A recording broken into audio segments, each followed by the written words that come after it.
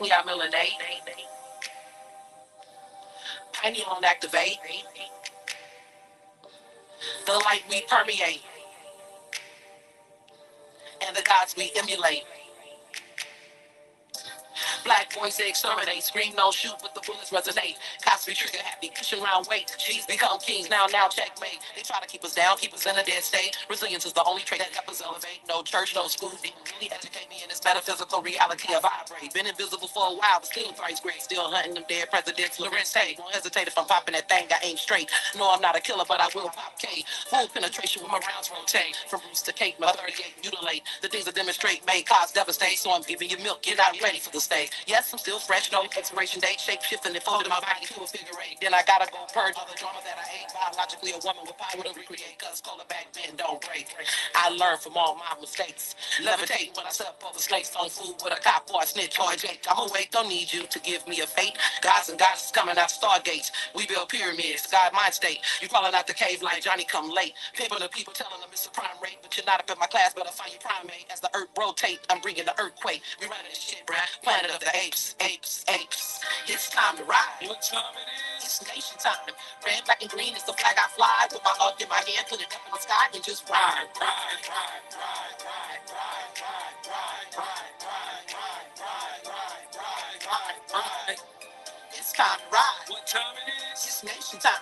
Red, black, and green is the flag I fly. With my arc in my hand, put it up in the sky and just ride, ride, ride, ride, ride, ride, ride, ride, ride, ride, ride, ride, ride, ride, ride, ride.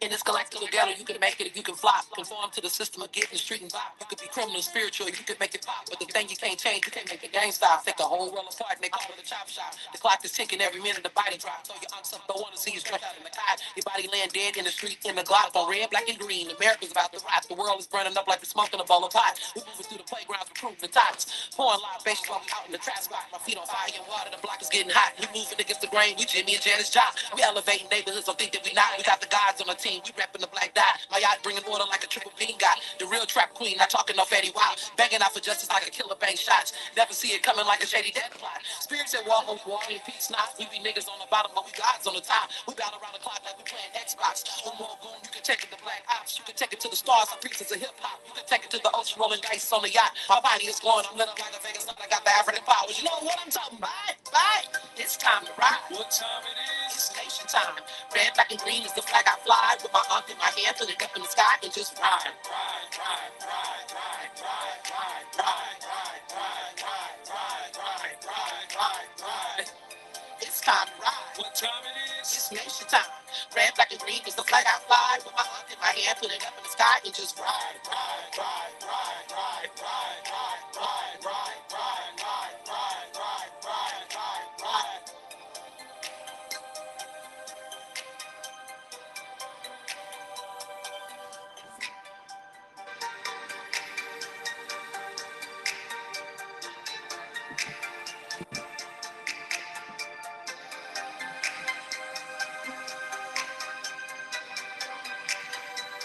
Hey, what's good? What's good, family? That was Ride, Nation Time by Cola Souljack, me. You can find this song if you're interested in my music. Trap Magic is the name of this album. The Root, Book One. And I could actually post that in the comments after the live. It's one of those theme songs when a lot was going on. We did that back in the Trayvon Martin days, but still ever relevant now. So I just want to go ahead and first set this live up a little bit. Once again, tonight I'm not going to be showing my face. Welcome to Metaphysical Monday. We are now on episode 14 in season 3. And this is one of those controversial, sometimes it could be considered controversial, but see, it's a lot going on, you guys. And I want to welcome everybody in, everybody that's watching and will be watching.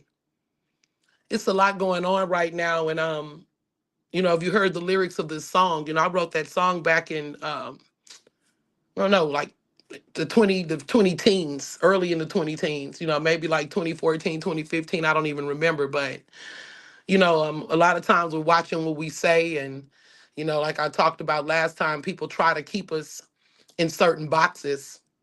And next week, if I go on next week, it just depends, because this is about to get heavier. And a lot of what I'm about to release to you guys is really for information, information that for those that may be able to use it in the future. Because every time I try to be neutral, it's like I'm continuing to bump walls. I'm gonna offend the men, offend people that may not be of my culture, because I have to say certain truths that make them uncomfortable. You offend women, but at the same time, there are certain truths that's being held back because of that. So next week we're gonna jump off the porch into a whole different direction. Tonight's build is actually called. This is from the Unlearned series, the miseducation of spirituality and the ancestors. And I'm not here to really attack anyone, but I'm here to stand on what I believe in and how I live, and what I want to say, because we all got the right to speak our truth. Um, we're in a place where we do have free speech, but we know free speech often comes with a cost, right? I will keep the comments active unless it gets disrespectful, too disrespectful. I'm not going to tolerate disrespect. Everybody's entitled to an opinion. You can say what you like to say in the comments. That's fine. You can also hit like, subscribe, share, show love. Let me know you're present. That's all good. Um, but this is Unmasking the Holy Witch. And there was a situation, or I've seen certain things I've observed that that actually, let me make sure I'm looking at the right one, because I had more than, it's only giving me, let me see. Okay, I got them all. So what we're doing, what we're looking at tonight is you know, I'm gonna just, keep it 100. I'm not into organized religion, which most of you guys know. If I had to choose a religion to be a part of, in which I've already been connecting with, is Islam, right? But at the end of the day, and that's only for the structure, the discipline. Not only, but I mean, that's why I would be into spirituality and still connect with a religion, would be for the structure and discipline for myself that I see Islam, what they stand for, the principles they stand on, right? But at the same time, I was a Christian for many years, and there's been a lot of, it was a lot of hypocrisy and things that, and condemnations, and just unclear things that wasn't clear to me, that caused me to, go a different way many years ago. And I'm not mad at anybody who who are still aligned with religion, or whatever it is you have to do for yourself. This is a episode about women. Um, Sometimes the way we treat each other, and the way we try and differentiate who's righteous and who's not. Sometimes this holy witch I'm talking about, it's not that this witch is holy, but it's those who wear the holy garment, um, without self-examination, without a real purpose or premise other than control and whatever their agendas are, fear. I use the word Jezebel because the Jezebel is used a lot in Christianity. They talk about a Jezebel spirit, even though the Bible never really spoke of a spirit. I'm sure that that's come from, it became a label. It became something to, again, a way to weaponize someone's choices, the way they may see and deal with religion and our spirituality. We hear it a lot, she got the Jezebel spirit or whatever, right? So I use that for a lack of a better word, because actually in these next series coming up, it's going to get deep. And I know everybody's not going to like what I have to say, but I can't keep walking on eggshells. I'd rather you guys not like me for being real and being who I am, than to try to, to dislike me for trying to fit in. you know, been there, done that, right? And we're gonna actually be tapping on Jezebel. We're gonna give her a whole episode. But that's coming up in a couple of a couple of episodes down. Just so y'all know, next week we're gonna be tapping on some real deep stuff. We do. I'll let you guys know afterward because I don't want to throw the live off. But I'm speaking tonight of women who use, again, strong energy, strong personalities, throwing scriptures at you. Sometimes not even living a living up to whatever it is that they're professing, but they want you to feel small, embarrassed, put in check. It's a power leveraging that takes place sometimes, and instead of us women standing by each other, I try to balance the energies of the matriarch and the patriarch, but I'm starting to see a lot of times it clashes so bad because these are power structures. These are actually power structures, right? It's not as simple as we think it is, or some people, because they don't even go that deep. But those that know and seek truth, uh, the conscious people that are really conscious are, I call myself in my group the conscious outcasts because we may not even say the things that make so-called conscious people happy. I've been walking on eggshells, I feel like, even though I have given some truth. But we're gonna delve in tonight. This is I'm talking about aunties, church mothers, people who may have some positions in leadership. Sometimes they're in religion, whether it's Islam or Christianity, or they may even call themselves conscious women, right? But tonight I want to focus more on religion and women and how they use it to beat down other women and keep you in your place. Okay. We need to take a look at ourselves and the way we treat other people. They have no tolerance. They are, the way they talk about Jezebel. Sometimes they possess more of the so-called Jezebel spirit, which again, we're gonna also take a look at who Jezebel was, and that won't be tonight because I felt like Jezebel, she needed her own episode because it's a whole lot. So let's talk about the altar of hypocrisy first. You know how people do it. It may be anywhere from your garment to how you think to your behavior, but they always got something to say, and in a way to, some people, they align themselves with their church and everything. So I'm not saying everybody is a hypocrite, but as far as they're, maybe out drinking or doing things that we consider, worldly, or they consider worldly, sometimes it's just, people who are too self-righteous and they hide behind the church fan, they hide behind whatever the scripture is or the script is, but they may even think that they're women or women that are supportive of other women. But honestly, I'm gonna say this: they're flat-footed foot soldiers for the patriarchy. I just keep it 100. So, starting with the altar of hypocrisy, introducing the core energy, the holy witch who uses the cloth, the church cloth, the hijabs, loud scriptures to run a manipulative, power-seeking power trap. The Jezebel spirit exposed, breaking down how this spirit operates through control, intimidation, and rewriting history to make herself look righteous while destroying other women. This is what we're going to be covering tonight. And then, and on that, like I said, I'm using Jezebel spirit for a lack of a better phrase because this is the energy that they continue to, throw in people's face. Oh, you got a Jezebel spirit, and they may need to look in the mirror. But it's certainly not because I'm saying that the Bible attributed the spirit of Jezebel like it's some type of a label or title to wear, right? We'll leave that alone, though, because we're going to delve deep into that in about 2 episodes. So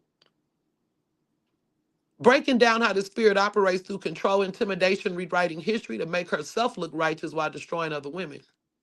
You know the type. So then there's the cultural theft, calling out women who wears the, the ones that they claim they conscious.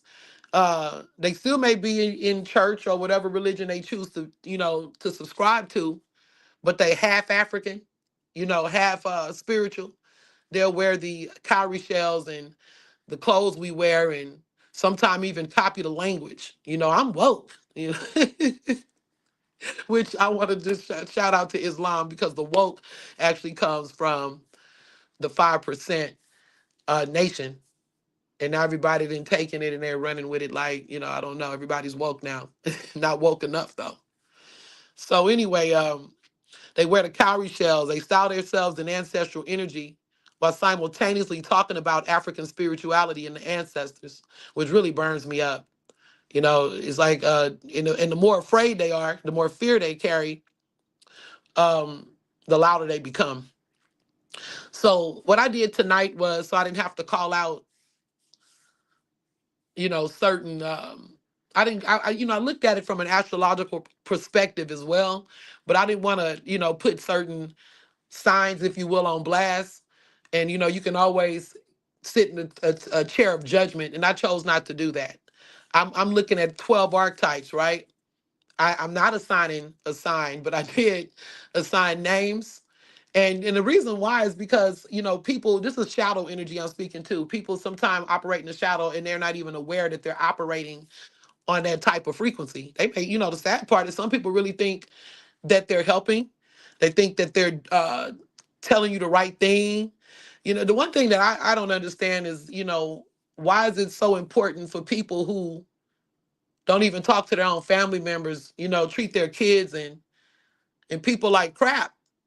They treat them, they trash, and they'll sit and act as if they're so concerned about the soul of another person. I wondered that for a long time. Like, how could this person who don't know me from a can of paint, don't even invite me over to dinner, be really concerned about my soul? Like, where's this coming from? But we know, again, this goes into the power structures. And I've examined some of those structures. If you look in my videos, I have several.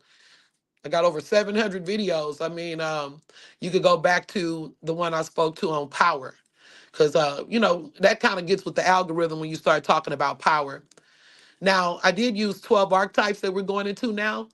Um, and the reason why I did that is because we have all different types of personalities. So I didn't want to limit it to, oh, this person acts like this. And if you're an Aries, then you're like this. If you're a Virgo or whatever it is, I didn't want to do that, even though I deal with astrology. I prefer to deal with character, the certain character that we carry and people carry.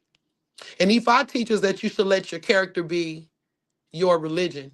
Your character is your religion. People claim a title like that gives you some type of a, like we used to say when we were kids, your mouth ain't no Bible. So let me go ahead and get through these. I thank you guys for your patience, and I want to welcome any and everyone who comes in now. I've seen a few people come in and out, and who will be here. This show airs every Monday. I'll let you guys know the time ahead of time, because right now I'm operating on a frequency that sometimes it's a lot going on, and I'm really disturbing the geofences, even in the city I live in, and I'm at the end of my time here. And I'm also, if anybody's interested in vinyls or certain children items and things like that, like toys for girls and, little play kits and art kits or anything like that, or even unique artwork, y'all holler at me in those comments. I'm actually wanting to lighten my journey, and I'll be talking about that too. But let's get on to tonight's build so we don't stretch it out too long, okay?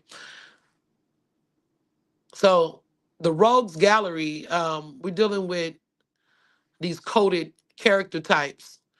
You have, let me see, the aggressive conquerors. That's mostly cardinal energy, the aggressive conquerors, right? What is cardinal? The fire starters, the mountain warden, and so forth and so forth. If you don't know what cardinal is, Google it. Then we have the iron dictators, and that's the fixed energies, okay? The bulldozer, the holy royalty, and so forth and so forth. Uh, let's get into the mental gamers. That's the mutables. Yep, that's the mutables.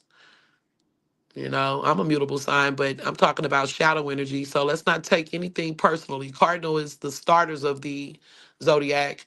The fixed are the immoved. And most of us know that Tauruses have, fixed energy. They're not the only ones. It's Taurus, Leo, um, Scorpio, I believe, is fixed. Yeah, Scorpio and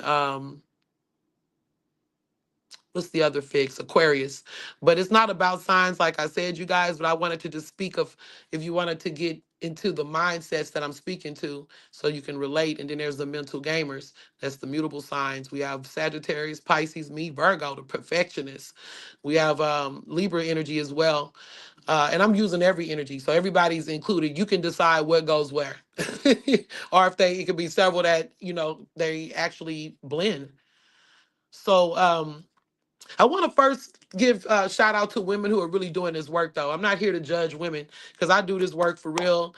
And I know there's many other women out there doing this work for real, standing on business, whether you are in church, whether you are in Islam, whether you are a conscious woman, whether you're just a free spirit or a healer or a spiritualist or whatever it is you identify with. So we're going into the priestess deliverance and self-empowerment. I'm trying to see why this is written like this. Give me 1 second. Give me 1 second. Hold on. Trying to make sure this isn't just the outline. It kind of seems like an outline. Yeah, I don't think this is the one, you guys. That's why the signs came up in it. Give me 1 second. Not a big deal. We're going to just get to the actual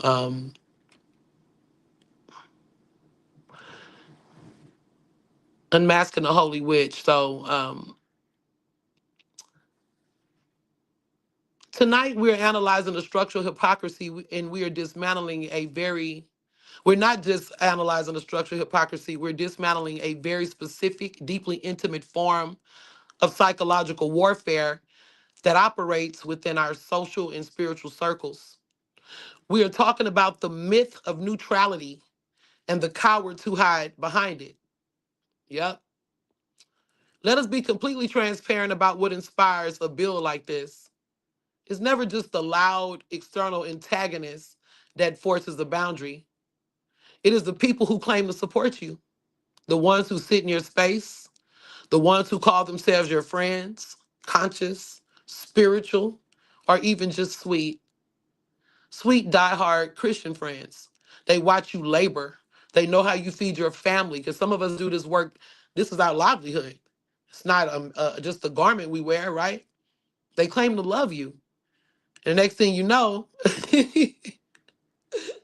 they're making condescending remarks, sharing other people's posts that totally goes against what they're saying.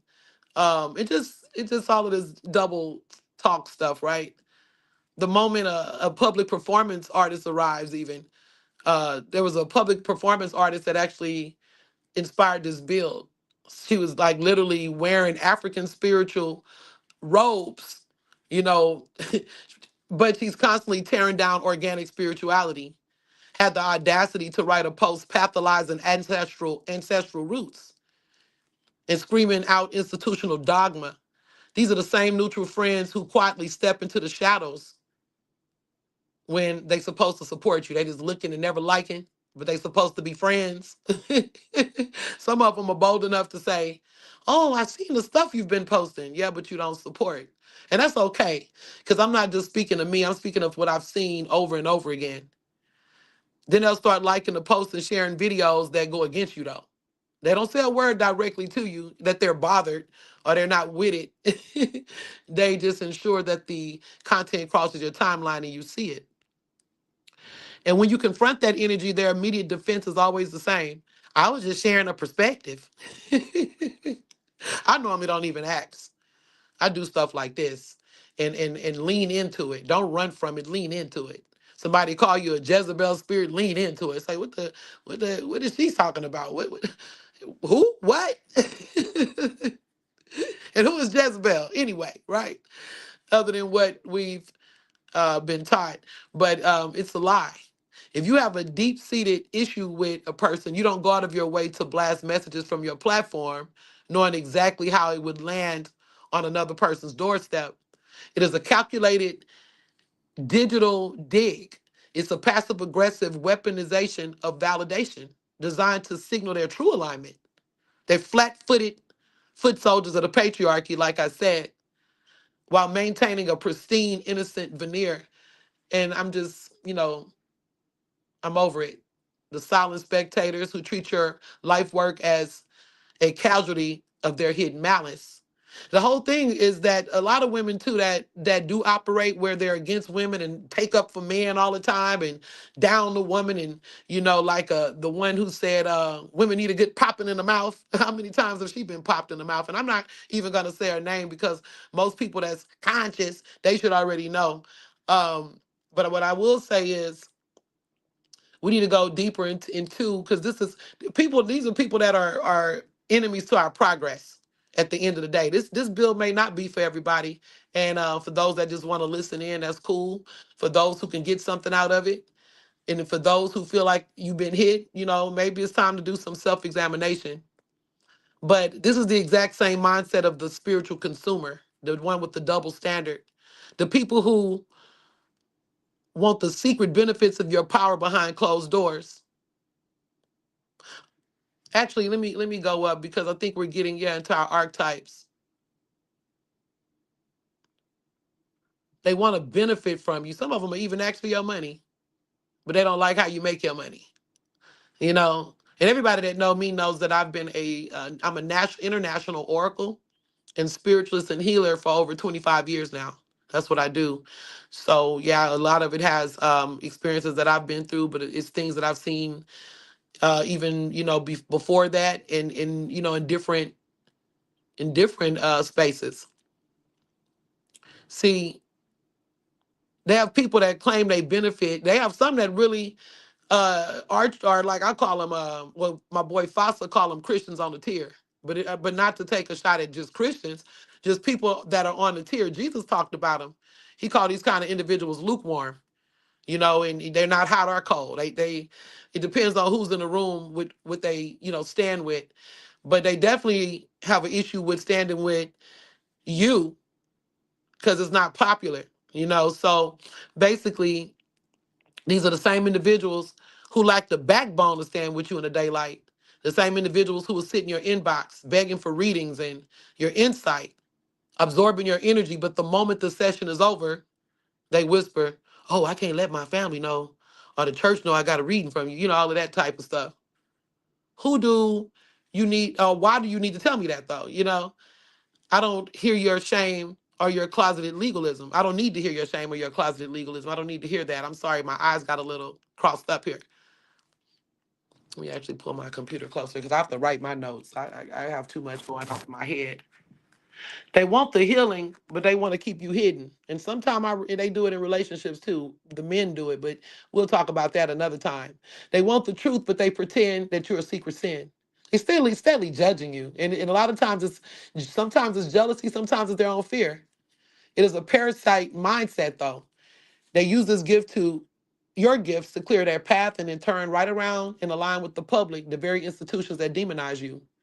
Whether they're shouting dogma from a pulpit or playing sweet neutral on the timeline, the root is exactly the same.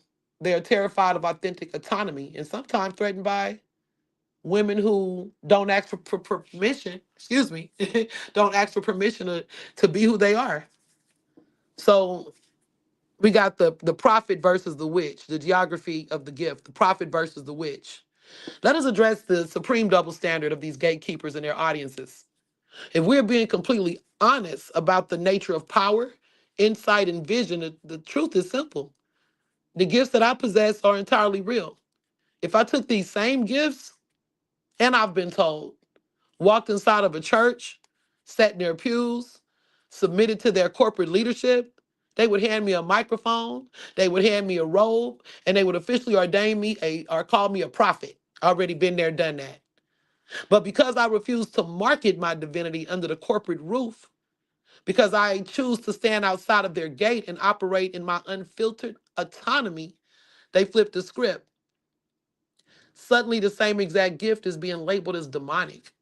Suddenly, we are all called witches, right? This proves that their labels have absolutely nothing to do with the nature of your gift and everything to do with the geography of where you stand.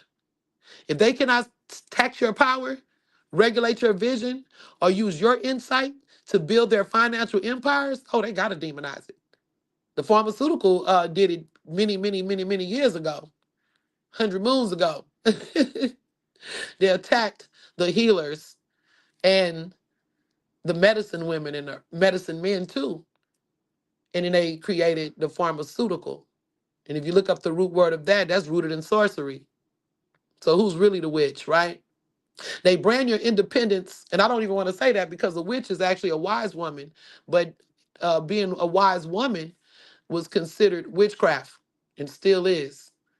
They brand your independence as a spiritual threat because an autonomous, liberated woman, especially a black woman, destroys the monopoly of the institutional gatekeeper. And the people who sit on the fence sharing perspectives are just as complicit as the ones holding the stones. Like I said, there's women that think by being a phallic stroker or a flat-footed foot soldier for this system that they're going to get some type of special treatment. I used to be a phallic stroker many, many, many, many moons ago, but it's not going to make you more popular with men because men are not going to treat you like men. And some won't even give you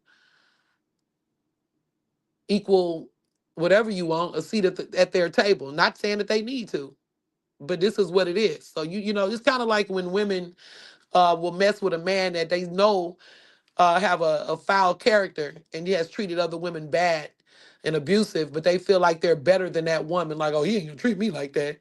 Fred ain't gonna treat me like that. I'm not her, you know. Girl, please. All women have value. Deconstructing the dogmatic text, the self-proclaimed authority. To understand the structural roots of this behavior, we must look directly at the foundational text that these figures use to justify their dominance.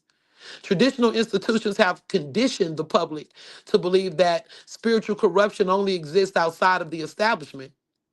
Traditionally stereotyped as independent spiritual paths, indigenous and medicine are ancestral practices. This conditioning serves to make women fear their own natural power. However, a literal reading of the foundational text reveals that the systemic manipulation often originates from within the establishment itself. Consider the explicit warning found in Revelations. If you got your Bible, you can open it up. You can take my word for it. I wouldn't say take my word for it. You can Google it or whatever you need to do, but I'm just going to read a verse out of Revelation 2:20, the King James Version. Notwithstanding, I have a few things against thee, because thou sufferest the woman, Jezebel, which calleth herself a prophetess, to teach and to seduce my servants to commit fornication, and to eat things sacrificed unto idols. The text uses precise language, which calleth herself a prophetess. From an analytical perspective, the scripture is identifying a profile of self appointed, unverified, holy authority. This figures assumes that the wardrobe, the titles, and the language of the sacred explicitly to execute a control mechanism over the collective mindset. The underlying psychology is not one of divine service, but of calculated manipulation and psychological dominance. It portrays an outward display of humility to demand submission from others while practicing absolute entitlement behind closed doors. The mechanics of manipulation, the institutional control. We see the operational blueprint of this authority profile in its historical accounts of political and social manipulation. Here in 1 Kings 21:7 out of the King James Version. During a crisis of leadership, the figure of Jezebel directly intercepts institutional authority, stating, Doubtest thou now govern the king of Israel? Arise and eat bread, and let thine heart be merry. I will give thee vineyard of Naboth to the Jezreelite. Further, 1 Kings 21:25 KJV notes, that's King James Version, but there is none unto Ahab did which did him, well, excuse me, let me start again. But there was none like unto Ahab, which did sell himself to work wickedness in the sight of the Lord, whom Jezebel his wife stirred up. This represents the mechanics of the shadow puppeteer, the personality type that utilizes proximity to power to manipulate the leadership structure, shifting blame and labor onto others while maintaining a pristine public veneer. See, Ahab used to move behind the shadows too. They uphold outward appearances of the status quo while actively corrupting integrity from within. One moment.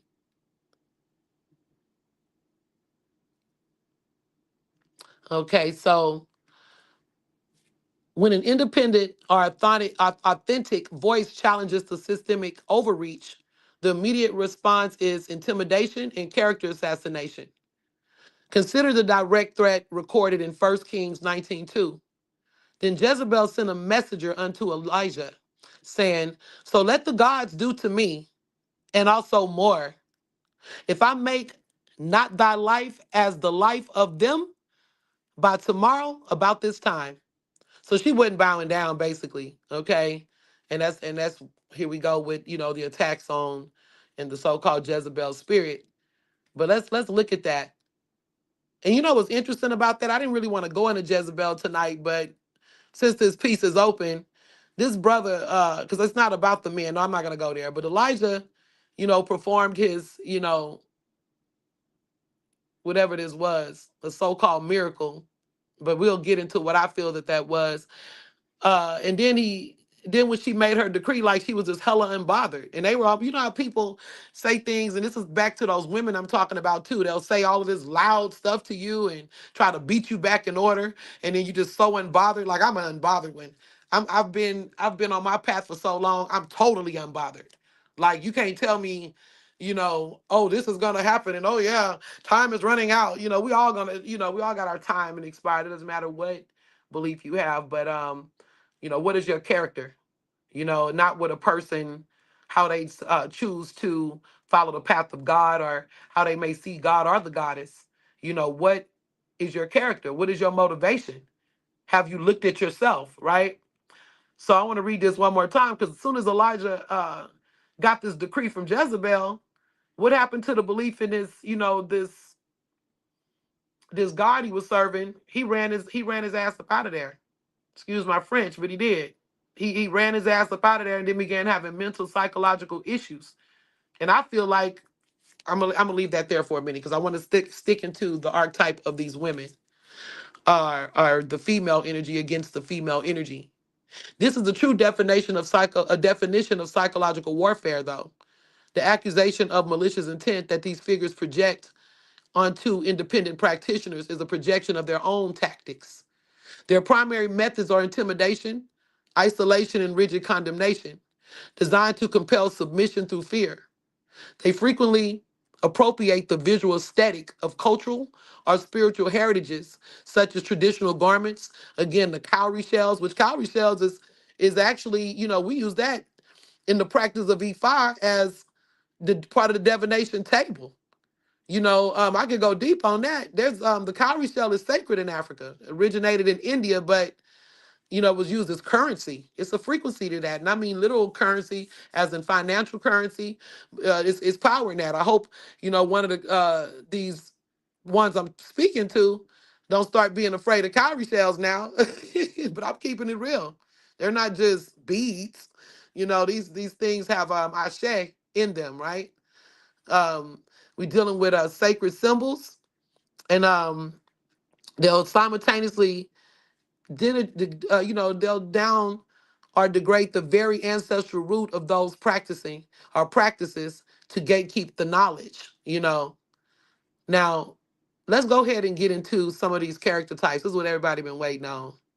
If you ain't been waiting on it, maybe you didn't know you was waiting on it, but this is what we're about to touch on. Okay, this is the 12 coded profiles.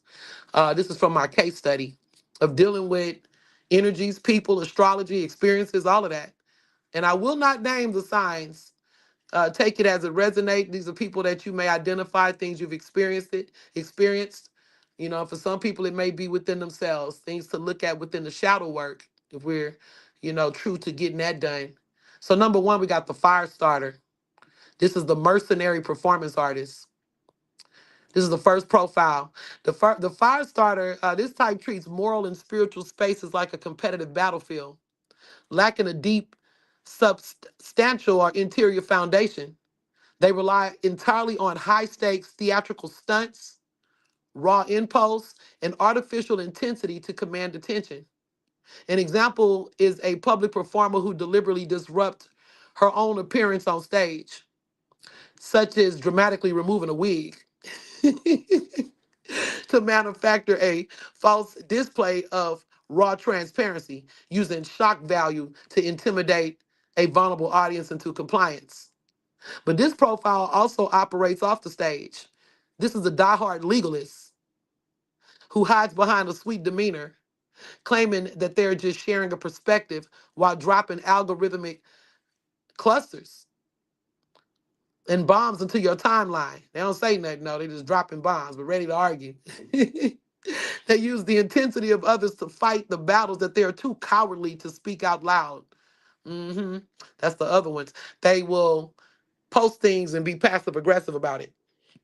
Or they'll make those passive aggressive remarks to you. Like I said, I want a reading, but oh, my mom wouldn't approve of this. Well, don't get a damn reading. Other than that, don't tell me about it. I don't want to hear that. We see this historical footprint in archetypes, like even in Aretha Franklin, and no shade to Aretha, because I love me some Riri, who but she was always she's publicly cloaked herself as this pristine traditional preacher's daughter, while simultaneously operating with intense raw material exposure, even showing them boobies. So y'all seen that Soul Train episode where she had them boobies all out with that netted shirt. And a lot of stuff she would just, it was off the chain. But at the same time, she'll stand there flat footed on that stage and call on what she call on and take her inheritance again as the preacher's daughter, right? And we know that there's a lot going on there. I'm not gonna even touch that because I'm not using this space to talk about celebrity gossip but it's a lot. If y'all haven't checked out Aretha Franklin's life, it would be interesting if you're interested. We know that her father was a minister with a big church that celebrities used to visit. So she already had that arrogance and that, pride. Not saying that it's a bad thing, but she took pride in knowing people like Mahalia Jackson. She grew up with people like Sam Cooke and all of these different celebrities that went to the church. Ray Charles, he said a little bit of everybody, but everybody was in there, and they did a lot of stuff that was cloaked in the shadows, but it damn sure wasn't righteous. It was outright. Wow, and I actually feel sorry for Aretha. She was just a victim of those circumstances, a product of her environment. But anyway, she'll go in secular entertainment spaces again. Still, we don't know what side, what's really real. They lack quiet spiritual depth, so they compensate with aggressive confrontational showmanship and hidden agendas. So let's go into that second archetype now. We have the golden calf gatekeeper, the materialistic legalist. The next one is the golden calf gatekeeper. This profile hoards institutional excuse me, don't even want me to talk. This profile hoards institutional legacy, physical property, financial ties under the guise of protecting sacred tradition. Some of them, they love to be evangelists and, they need to have a leadership position or align themselves with the leader. They view spirituality as a tangible commodity. It's more of a status thing in a real estate portfolio. They use rigid protocols to block newcomers while protecting their own material luxury behind closed doors. If you challenge their systemic financial manipulation, they will label you unholy, rebellious to safeguard their bottom line. Oh, yes, these are the ones that sometimes like to debate you. They walk in the house when everybody is having a good time and start telling each person how they not living right. They not saved. Y'all need to come out of darkness. You know, those ones. So then we have number 3 archetype. This is the double tongue scribe, the information broker. This third profile is the double tongue scribe. This individual operates as an intellectual mercenary. They study indigenous paths, historical scripts. Oh, they chase degrees. I know some men like that too. Academic texts solely to weaponize their data against others. See, they know how to intellectualize spirituality, but they really can't sit with spirituality, really. They lack the depth of that. They excel at rewriting rules in real time, talking out of both sides of their mouth.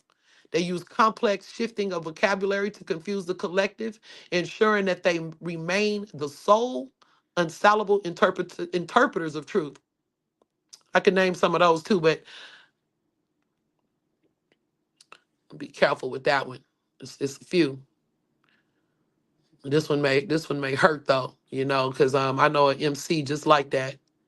You know, supposed to be holier than thou and wouldn't even pay the people who worked on her 6 Grammy album what they were owed. Sat there arrogantly until the trouble came in, right? But we all still love her, right? We love her. I'm not gonna go there though. I'm not gonna go there. I respect her too much. But I have to talk about the archetype.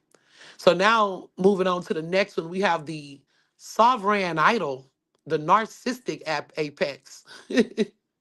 Not to say that narcissism can't be in those other archetypes, but this is a specific energy here.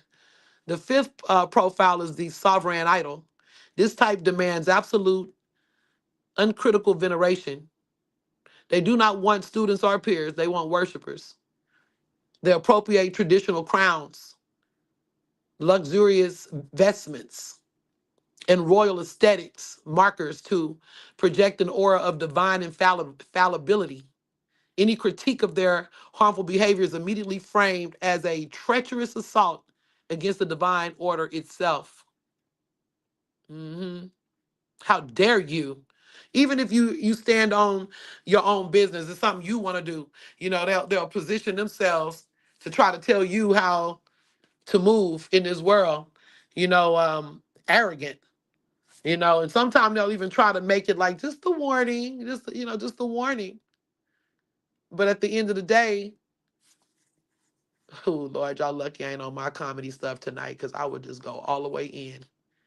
But I don't know who watching. I don't want. It may not be appropriate. So anyway, I say it all the time. If you've been around me, I'll say it. Say what I gotta say about it, because I can't stand hypocrisy like that. I really can't. Just keep it real. Be you, and let other people be them. Okay. When I left the church, I left judgment. I left that alone, and I'm gonna say I left it all the way alone. We gotta live and learn. Sometimes we mean well. We take our practices so seriously that we sometimes often don't realize that it's not helpful.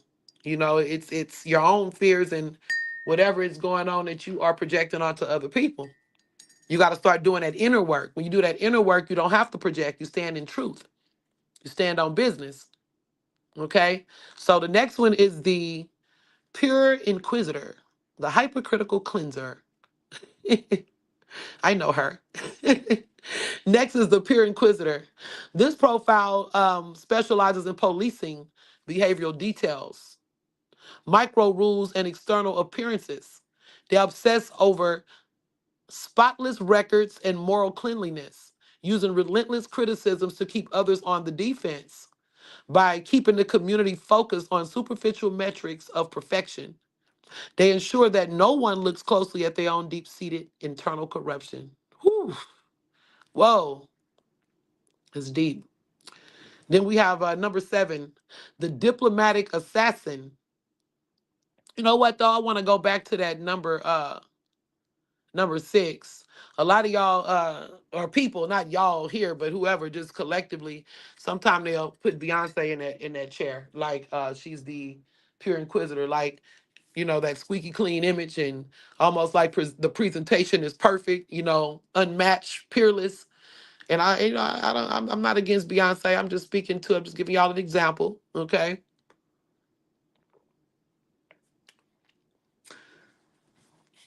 Like everything's just perfect. I woke up like this. Anyway, the seventh profile is the diplomatic assassin, the passive aggressive arbiter. The seventh profile is the diplomatic assassin. This individual uses the veneer of peace, balance, and conflict resolution to subtly execute character assassination. They master the art of the polite smile, the corporate pleasantries, while quietly toxic mapping their targets behind the scenes. They orchestrate social isolation under the banner of restoring community harmony. And sometimes they throw jabs too, especially if they feel other people are on board. This is kind of like some of the energy where the community is divided about NDIRE versus a Young Miami. And NDIRE made some strong points. Um, However, it's also been said and need to be said that I don't understand why that song is being targeted in particular. I'm not a City Girls or Young Miami fan. That's not really the kind of music I listen to. I do think that the spin that beat is cool. We black shit and people are people. People like music and stuff. So a lot of things we appeal to. I mean, when I was a kid, we listened to all kind of stuff. Snoop, Tupac, um, which is interesting because that goes exactly into what I'm saying. Why aren't certain men being condemned? Oh, and NWA too. I can't leave them out. Nas, but Nas ain't raunchy like that. He do what he do, but he just not totally, on that type of stuff. But Nas too, that's shout out to Nas, nasty Nas. But a lot of people are saying like, you're gonna attack certain, you know, call out people in our communities, or, why haven't she talked about Oprah? Or why haven't she talked about this one or that one, right?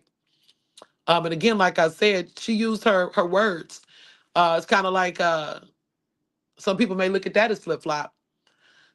She said a powerful word. I agree with her on as far as what she said when she came back to defend her original comment. It wasn't all about just Young Miami, but with her, I think her message was just mostly that, people care more about um, low vibrational things than actually wanting to be better and doing the work. But my thing on that is we can't just attack that. It's a lot of things that work that needs to be done. It's humans like what they like. They gravitate. If you're gonna attack a one song and one person, then you got to look at other areas too. You got to look at other people too. But I get it. But this is the person that and they switch up. Like I said, the script got switched once the backlash came. But I'm gonna leave that alone. But I think y'all get what I mean. People pick and choose, and I don't really know what that's about.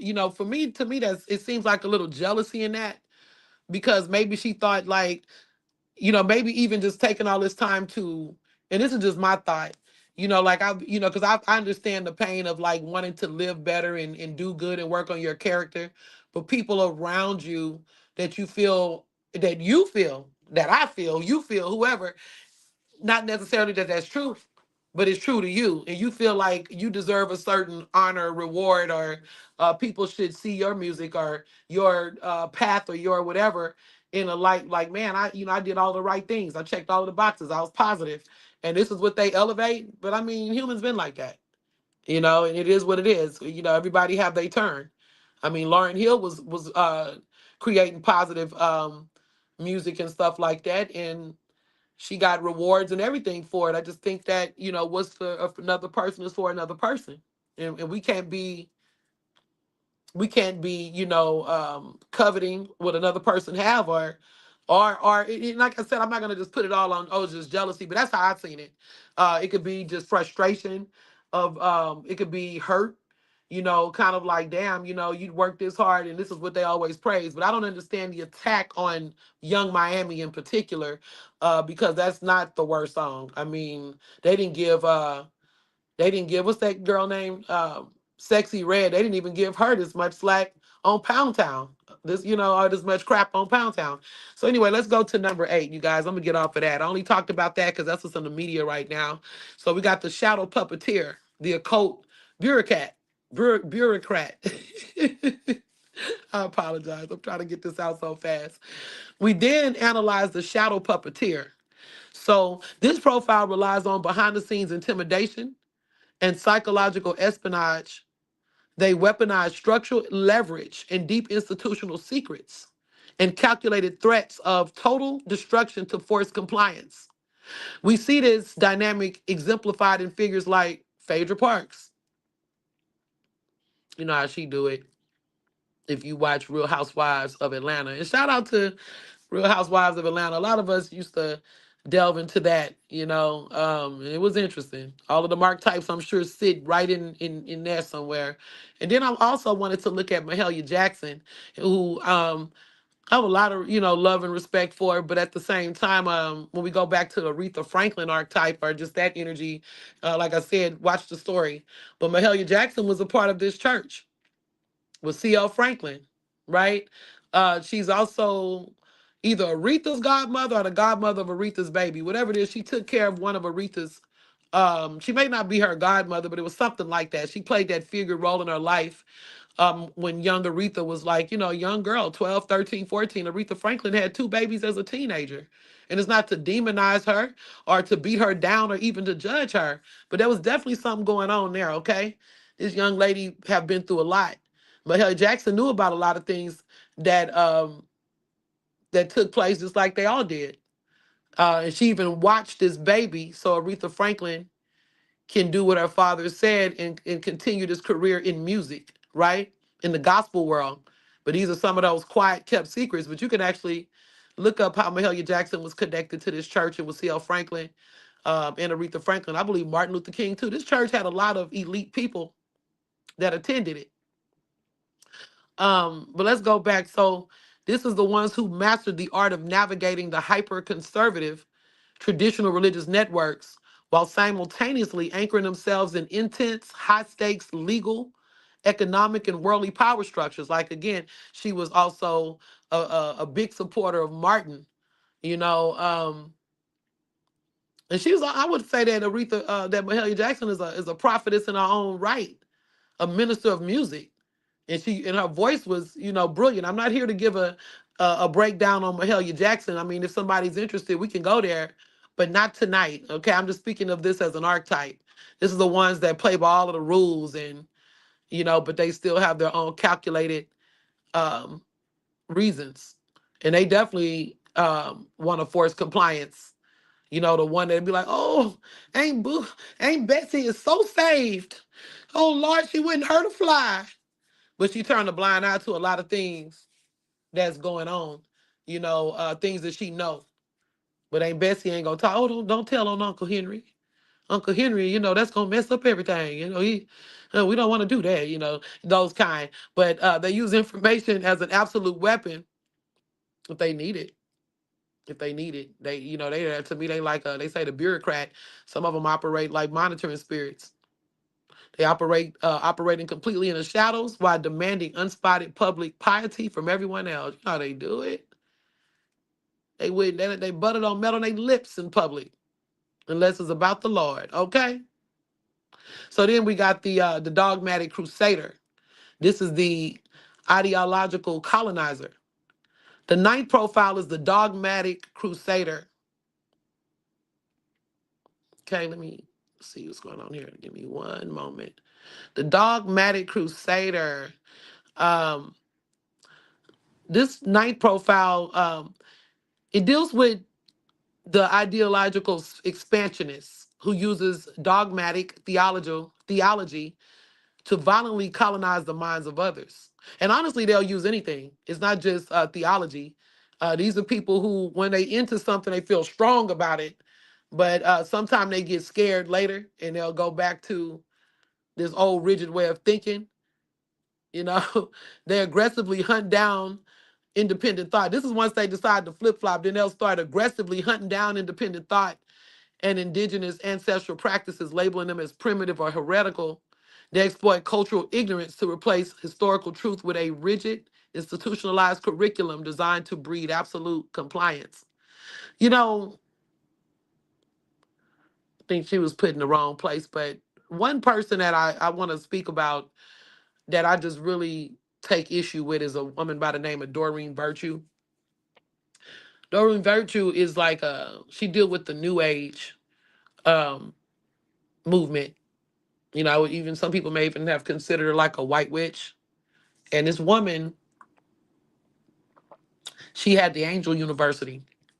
And like I told you, I've been in this for a long time as far as my path.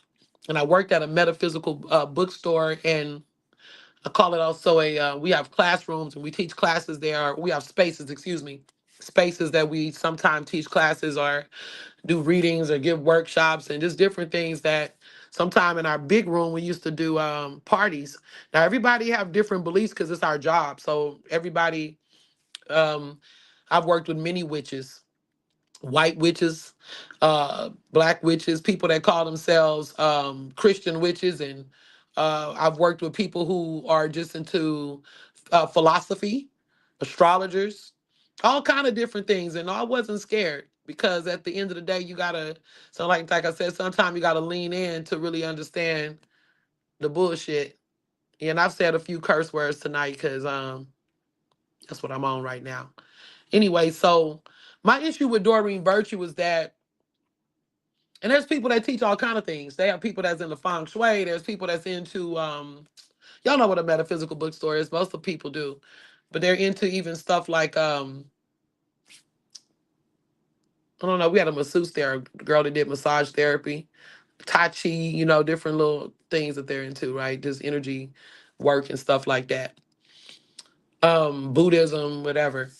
It's like, to me, I look at it like a marketplace of spirituality. Somebody looking for a path, because we even sold the Bible there. We had at some points, you know, we had all kind of things going on in that space. And I worked there off and on for 15 years, right?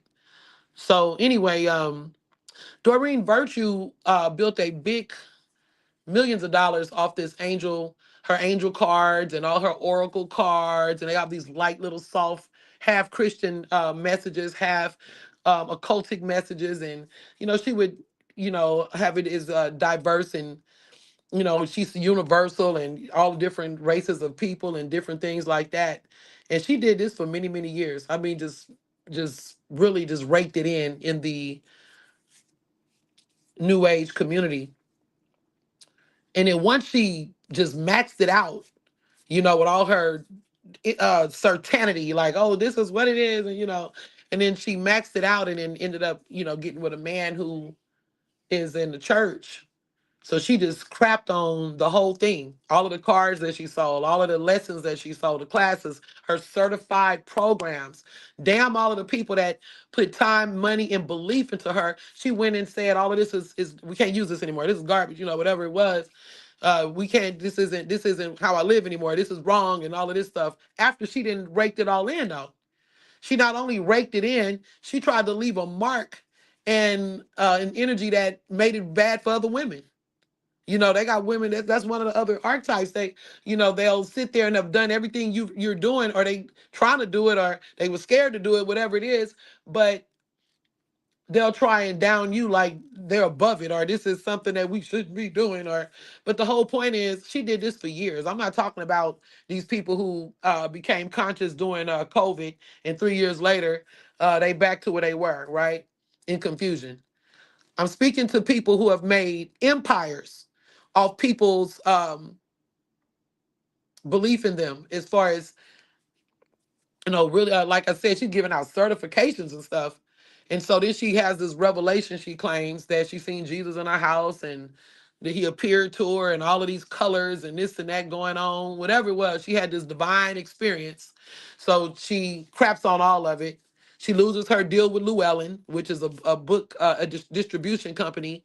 And then she goes full fledged on her Christian crusade while she's dogging out the very the very thing that gave her the opportunities, or to even put her on the level she was on, to sit down and do these things. She was eating off this shit, eating off of it. And she wanted to make sure nobody else ate when she left.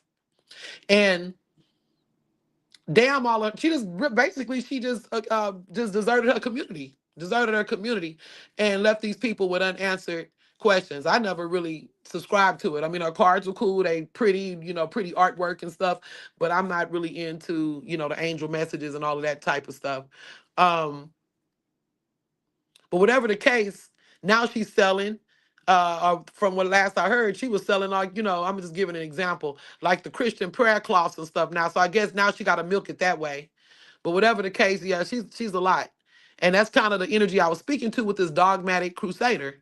You know, yeah, I lost a lot of respect for that woman, Doreen Virtue. I may have to put her on the docket and do a video on her as well.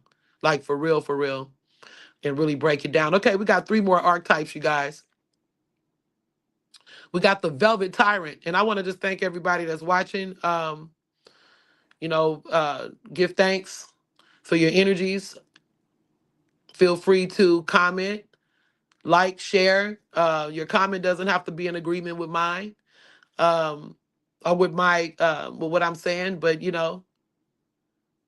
feel free to express yourself as long as it's done respectfully, no problem. So then we got the Velvet Tyrant, the institutional monarch.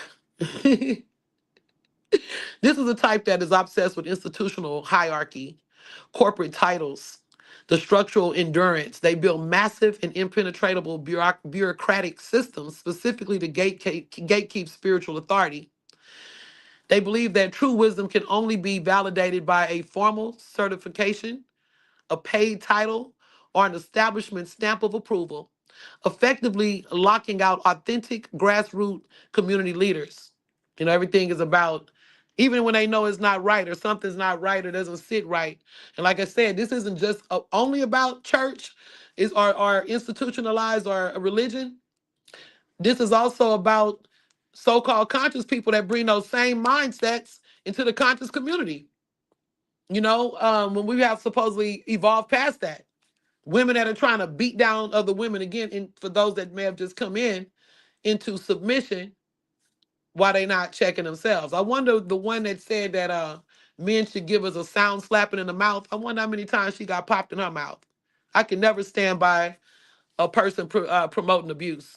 I'm an intelligent thinking being with enough intelligence that and enough sense and humility where we can sit down and talk and get an understanding. Nobody needs to be putting their hands on nobody in a relationship, male or female.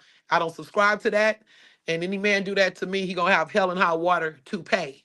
Don't touch me, I don't touch you. I don't have a problem with respecting my man, and if you want to say submitting, but if I'm gonna submit to something, it's gonna be something is um that is safe, someone who's actually playing a role, doing their part. If you want to say submit, but I'm more of a like, tell me what your plan is. A man need to come with a plan. You don't have to force respect or submission or anything like that. If a person love you and they down with your plan, then we should be on point. It shouldn't be, all of the other things. We got to fight for love and all of that type of stuff. And the same with a woman. Don't put your hands on no man. You don't hit people. The hell wrong with y'all? Anyway, not y'all, but whoever. So we got number 11 now, the erratic shapeshifter, the radical flip-flopper. The 11th profile is the erratic shapeshifter. The individual practices that erratic flip-flop energy. They alternate wildly between claiming to be a progressive, forward-thinking populist champion and enforcing rigid, traditional dogmatism the moment their personal authority is threatened. Oh yeah. I'm not into religion, but then they'll start throwing scriptures at you too, stuff that they remember from childhood and stuff, or, you know, they no longer forward thinking once their personal authority is threatened. They want to be the main authority. They manipulate the crowds by constantly changing their philosophical stance, making them completely unaccountable and impossible to pin down. Yeah, they master gaslighters, this type right here. And now we're going to get into that last archetype, the martyr mirror. This is a sacrificial parasite. Finally, we have the martyr mirror. This profile weaponizes a false narrative of victimhood and constant suffering to siphon energy from the collective. They are constantly highlighting their personal sacrifices for the good of the institution to make others feel perpetually indebted to them. These are the people that Sometimes they considered to be covert narcissists. They the type that all never complain much, you know, on the surface when you first see them. They listen to all your problems, you know. But they believe me, they got two suitcases of their own that they ready to dump. These are the people who do a whole lot, but they're expected to for others to feel indebted to them. I'm the friend. I didn't even ask you for anything. You don't have to pay rent. You can just live here. Oh, I got, the kind that, they also wait for times of your weakness. They act like they listening to what you're saying, and that's how they siphon your energy, and from the collective. They always there. You can always count on Sister Shirley. Sister Shirley gonna be there. And you didn't cry to her.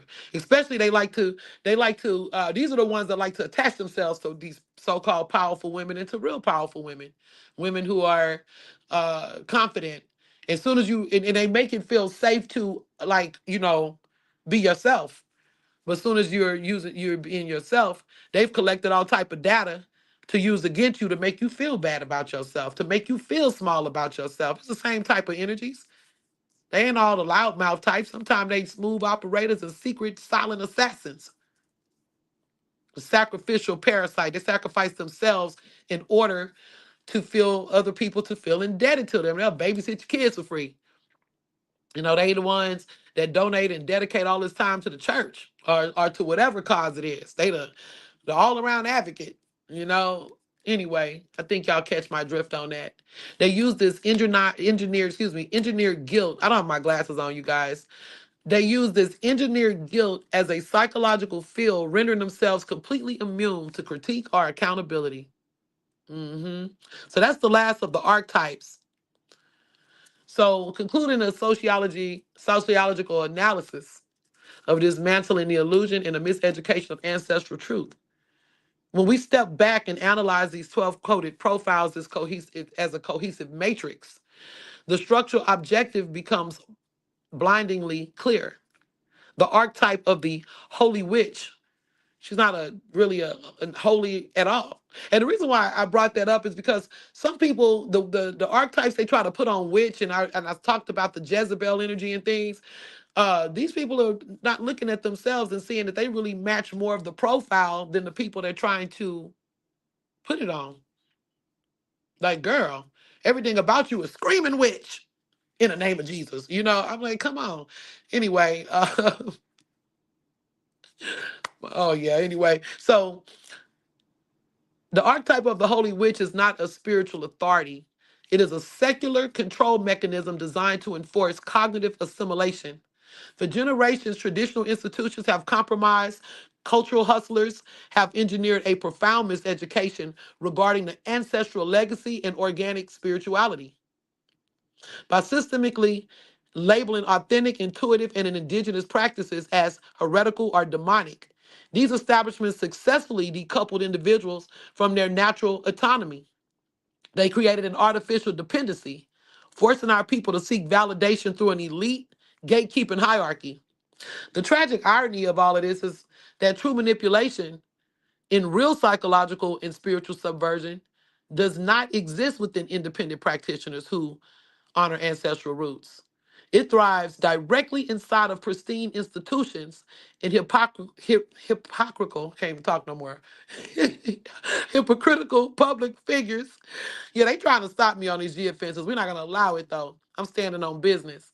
It thrives directly inside the pristine institutions and the hypocritical public figures who uses the vocabulary and the aesthetic of the divine to execute scripts of human dominance. I was going to say domination, but dominance. Now, the path to intellectual liberation. Unmasking this dynamic requires more than just identifying the hypocrisy. It demands a total intellectual and psychological divestment from the system itself. We must unlearn the conditioned fear that make us police our own gifts. When you see, I'm speaking of the glyphs, but I don't want to go into the glyphs. But when you look at these archetypes, you are looking at a cross-cultural index of human behavior. You see that human manipulation is predictable, is recurring, and entirely structural. True spiritual maturity cannot be granted by an institutional title, Nor can it be policed by a self-appointed prophetess or hypocrite wrapped in stolen aesthetic markers. Liberation begins when we dismantle false parameters of moral authority and recognize the shadow puppeteers for what they are. I don't care how loud they get, how long the scripture is. And yet what they really love is strength in numbers. Don't let them, corner you around, when they get around their clan or they holy coven. let me let me read this last sentence. Liberation begins when we dismantle the false parameters of moral authority, recognize the shadow puppeteers for what they are, and reclaim the unfiltered historical truth of our personal and ancestral power. Now, I wanted to say this too, and thank you guys all for engaging in this structural analysis with me. I'm gonna be closing soon, but I wanted to say this too.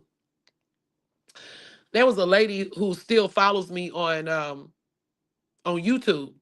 I still see her there.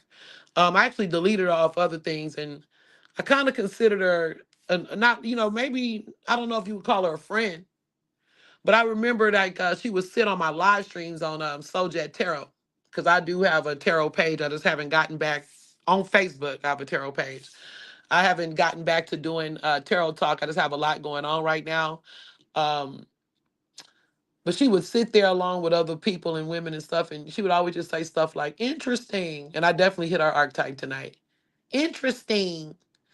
Or she won't say anything. So then I start, I was always the type, I'm unpopular sometimes because, I'll call you out.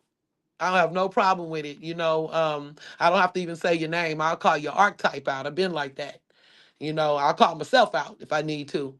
But she would tell me, it's not that people don't like you. It's just that you speak your truth so boldly. And I'm like, instantly I'm bothered. I'm like, speak my truth boldly. I say, shit, everybody speak their truth boldly. I said, how you want me to speak it timidly, quietly? And that's exactly how I want to end this and wrap this up. You get me though? Everybody else speak their truth loudly, boldly, unapologetically, because they got the backing of the institution. And this is a person that was saying that she was going into her conscious path. And you still gonna sit there instead of supporting me as a woman to try and find ways to tear me down and make me feel embarrassed for standing in my truth that you too coward to stand in. Whew, I hope you didn't evolve since then because it's been about 3 years. Anyway, the foundation is built, and it is what it is. We're gonna continue on this unlearned path. I mean this unlearned series. Next week is gonna be a hard one, you guys. Some people may not be able to take it. You know, we're about to go deep into some downloads that I got, some things that I saw in a different way when I was meditating and in the spirit. I do want to give thanks. I do all my prayers and set what we call divine intention, but for a lack of a better word that people can understand, you know, we say prayers or church say prayers. Amen. But seriously, just divine intentions, putting out your decree, speaking and working with ancestors or with your higher self and the source. I do all of that before I even get started on these live streams, just, but I do want to just say to, send some positive energy and vibrations to anybody that may be tapped in and watching. I want to give encouragement to the ones who can relate to this message, who's thought about giving up and going back into the box because they feel outnumbered, unheard, unsupported. These people even isolate us. That's the best thing they could have did for me though, because I don't feel like I have to do any type of no more egg walking. No, I'm not walking on eggshells. We take them eggs and we do spiritual cleanses with those. No more feeling embarrassed. Somebody tried it last night. I don't want to go there, but I'm gonna go there. Somebody tried it last night when I spoke about, the things that I'm gonna be tapping into, and they're like, oh yeah, people been hearing trumpets all over the world. Jesus gonna be returning soon. Okay, that's good. He may want to with all of the corruption and madness on the planet. And I said, well, that's good. I'm glad that the trumpets are blowing. And I said, I ain't heard any trumpets. And then she went on to say, I hear the trumpets too. I'm gonna just leave that alone. I don't hear trumpets. Okay, could have been a band playing or something. I don't know, but this next bill, let me see if I can grab my phone because I want to give you guys the name of it. I'm giving you the sneak peek. This is gonna be hard though. This is gonna be maybe hard for some people to take.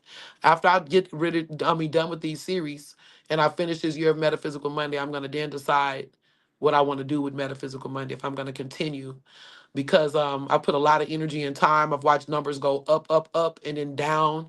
I started off on Facebook, and I give a lot of time and energy, to this platform. And well, I did, on my platform in general. I have a bigger platform on Facebook. I have two platforms on Facebook: Souljet Tarot and Denim Design. And yeah, and I, do work on Instagram too, but I'm not really a big Instagram fan. I'm just getting back on Instagram, and that's also Souljet Tarot, right? I used Instagram more when I was doing and promoting my album. But what we're gonna be looking at next week, some of this stuff could be controversial, and I'm not here to, take church members from people or compete with the women that already feel. I'm not here for none of that. I'm here to give information. I'm not here professing to be the biggest witch, the baddest witch. I'm none of that. I'm a mystic. I'm a spiritual teacher. And yes, I subscribe to my ancestors. I'm a high priestess because of initiations I've taken and also because of the knowledge that I have acquired, not through just meditation, but also my spiritual gifts, which comes through bloodline. Okay. I was literally born a priestess, but I also have had initiations. So what we're going to be talking about next week is I'm flipping something on its head. This is the we talked about the women this week, but we're gonna get into something else. I want to talk a little bit because I can't avoid it. So, it may cause me to have some whew, some pushback. Some people may get upset. I can't do anything about that. I only can be myself. We're in the age of Aquarius now. It says we're gonna be talking about the cosmic architecture of rebellion. This is literally we're gonna be looking at going back into the stars. I want to talk about this story of Lucifer, but I'm going to be flipping the story of Lucifer. Um, After we move from Lucifer, we're going to be talking about Adam and Eve and Lilith, and we may cover those in the same. Lucifer's big topic, but I'm flipping around. I want to tell y'all about a message that I got about Lucifer, and that's what we're going to be talking about. A message I got about, not a message from Lucifer. You know how y'all get.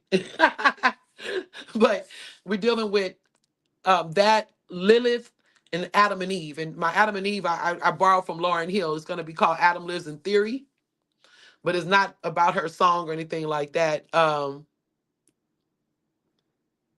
it is an inspiration, the title, and maybe it was some of the stuff she said in it. I don't know. But then we're going to be moving on to Jezebel. And I thought that because it's so full that Jezebel deserved um, her own we needed to take some time and really delve into what that is about. Once you guys see the pattern and what I'm speaking about, starting with this Lucifer, this cosmic war, this architecture of rebellion, whether you believe it or not, I'm speaking on it so that we can give some abstract thinking but also some common sense thinking to a story and tell as old as slavery. I'm sorry, you guys. I need to go ahead and get myself together. It's been a long week, long day. Again, I'm living in a space that right now I love my house, but I'm not in a city that really I'm in the wrong frequency and up in this place that I live in. I got a few handful of people, but I live mostly in isolation here because I live in a church city. A church city, they either turning up or they in church or both. And even though they're totally, the kind where small city, small town, and we clearly know that nobody's perfect. Even though I love my city, a lot has changed here, and some things never change. So I'm just gonna leave it at that because I don't want to insult my city on a live platform. I don't want to insult the people that I do love here and my friends that I do have, which are not very many. But I want to get more into an energy that support the path that I'm on now. And why am I telling you guys this? Because I'm doing a reset the journey sale of my curated items. Also some of my artwork. If you're into vinyls, I have some pristine vinyls and then some that are just in good condition, different pricings. If anybody is into vinyls, if you want to check out even my TikTok page, you can see what I have. You can reach out in the comments if you're interested. And I can also leave my TikTok in the comments along with some other stuff. I'm gonna come back and leave some things in the comments.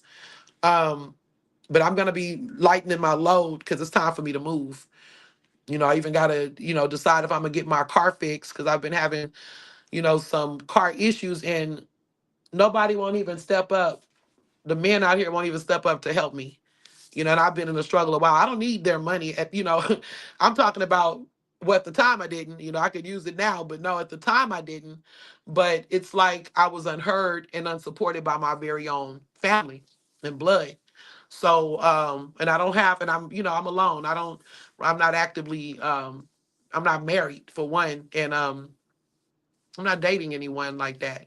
So that's neither here nor there, but I just wanted to say that to say it's a lot that I have to empty out my house. So I'm definitely getting rid of things so that I can make my load lighter and go ahead and move, to a different location, not in this city and damn near not in this state, but I'm not really sure yet, you guys. I'm just at a crossroad. And before I move, and that may affect my lives. What I'm gonna try to do is I may have to go back to doing the spiritual sermons until I get situated, because I'm gonna be traveling soon. Okay, um, but I do. If anybody want to support that journey, because every penny invested definitely goes to making my life lighter.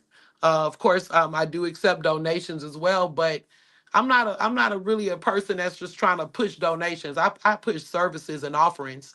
I'm always open again for donations because this is what I do full time.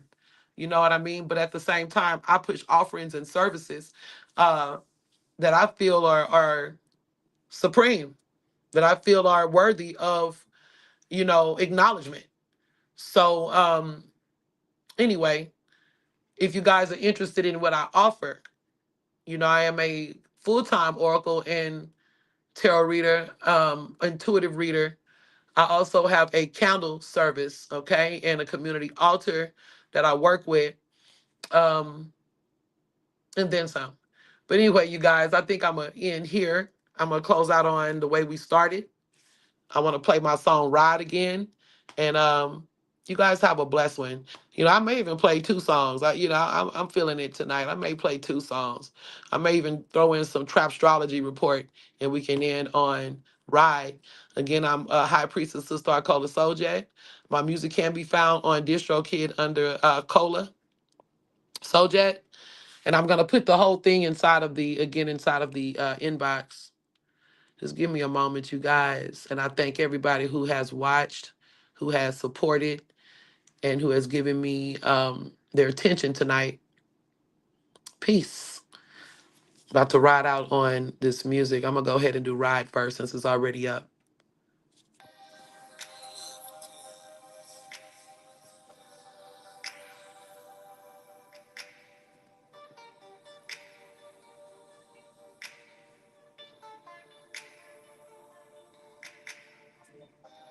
Organically, I melanate. Pineal activate. The light we permeate. And the gods we emulate. Black boys say exterminate, scream no shoot, but the bullets resonate. Cops be trigger happy, push around weight. G's become kings, now checkmate. They try to keep us down, keep us in a dead state. Resilience is the only trait that helps us elevate. No church, no school didn't really educate me in this metaphysical reality of vibrate. Been invisible for a while, but still thrice great. Still hunting them dead presidents. Lorenz Tate, won't hesitate if I'm popping that thing, I aim straight. No, I'm not a killer, but I will pop K. Full penetration with my rounds rotate. From roots to cake, my 38 mutilate. The things I demonstrate may cause devastate. So I'm giving you milk, get out ready for the stage. Yes, I'm still fresh, no expiration date. Shape shifting and folding my body to a figure eight. Then I gotta go purge all the drama that I ate. Biologically a woman with power to recreate. Cause color back then don't break. I learned from all my mistakes. Levitating when I step over snakes on food with a cop or a snitch or a Jake. I'm awake, don't need you to give me a fate. Gods and goddesses coming out stargates. We build pyramids, God mind state. You crawling out the cave like Johnny come late. People the people telling them it's a crime rate. But you're not up in my class, but I find your primate. As the earth rotate, I'm bringing the earthquake. We running this shit, bruh. Planet of the apes, apes, apes. It's time to ride. What time it is? It's nation time. Red, black, and green is the flag I fly. With my hug in my hand, put it up in the sky and just ride, ride, ride, ride, ride, ride, ride, ride, ride, ride, ride, ride, ride, ride, ride. It's time to ride. What time it is? It's nation time. Red, black, and green is the flag I fly. With my hug in my hand, put it up in the sky and just ride, ride, ride, ride, ride, ride, ride, ride, ride, ride, ride, ride, ride, ride, ride, ride.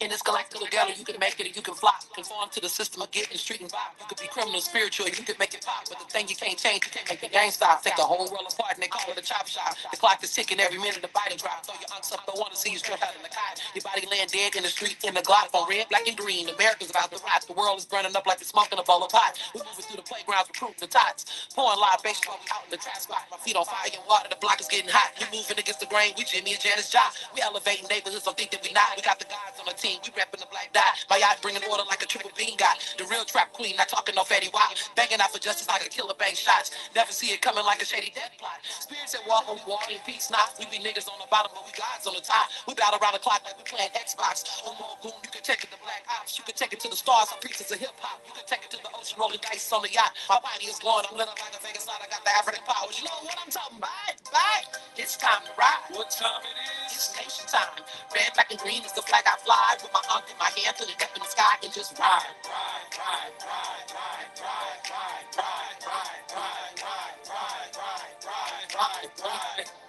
It's time to ride. What time it is? It's nation time. Red, black, and green is the flag I fly. With my arm in my hand, put it up in the sky and just ride, ride, ride, ride, ride, ride, ride, ride, ride, ride, ride, ride, ride, ride, ride, ride.